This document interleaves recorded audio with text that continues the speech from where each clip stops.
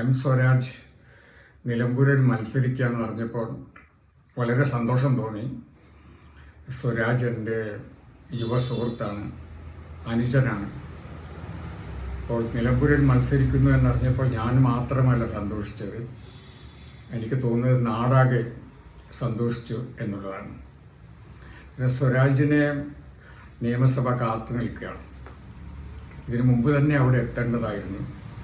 അപ്പോൾ വൈകിട്ടാണെങ്കിലും സ്വരാജ് അവിടെ എത്തുമെന്ന് നമുക്കിപ്പോൾ ഉറപ്പുണ്ട്. അപ്പോൾ സ്വരാജ് വളരെ വ്യത്യസ്തനായിട്ടുള്ള ഒരു യുവ നേതാവാണ്.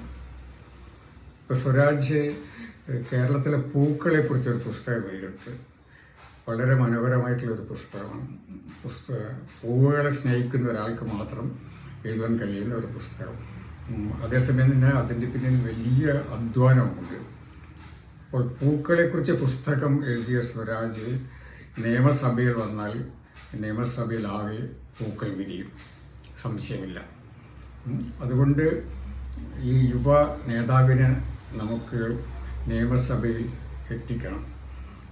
നമ്മുടെ രാഷ്ട്രീയത്തിലെ യൗവനത്തിൻ്റെ പ്രതീകമാണ് സ്വരാജ്. ഇപ്പം നമുക്ക് യുവാക്കളെ വേണം. അതായത് പ്രായം ചെന്നവരെ, പരിചയസമ്പന്നരായവരെ വേണ്ട എന്നല്ല, പക്ഷേ കേരളം ഒരു യൗവനത്തിൻ്റെ നാടായി മാറുകയാണ്. നമുക്ക് കൂടുതലായി യുവ നേതാക്കളെ ആവശ്യമുണ്ട്. സ്വരാജിൻ്റെ മറ്റൊരു പ്രത്യേകത, ഒന്നാന്തര വായനക്കാരനാണ്. എല്ലാ പുസ്തകങ്ങളും വായിക്കും, പിന്നെ പ്രഭാഷണം ചെയ്യും. അപ്പോൾ രാഷ്ട്രീയവും സാഹിത്യവും സമന്വയിപ്പിച്ച് കൊണ്ടുപോകുന്ന ഒരു വ്യക്തിത്വമാണ് സ്വരാജിൻ്റേത്. അപ്പം അങ്ങനെ ഒരു പാരമ്പര്യം നമുക്കുണ്ട്. പഴയകാലത്ത് തന്നെ ഇപ്പോൾ EMS ഒന്നാന്തരം വായനക്കാരായിരുന്നു, എഴുത്തുകാരനായിരുന്നു. ആ ഒരു പാരമ്പര്യം നമ്മുടെ ഇടതുപക്ഷത്തിലുണ്ട്. അതിൻ്റെ തുടർച്ച കൂടിയാണ് സ്വരാജ്.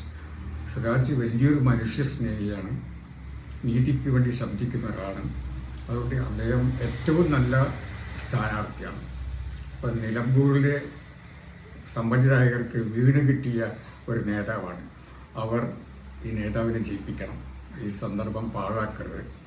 അപ്പോൾ സ്വരാജ് നിയമസഭയിലെത്തിയ ഞാൻ നേരത്തെ പറഞ്ഞതുപോലെ വയനാട്ടിലും നിയമസഭയിലും പൂക്കൾ വിരിയിക്കും. അപ്പോൾ ഞാൻ സ്വരാജിന് എല്ലാ ആശംസകളും നേരുന്നു.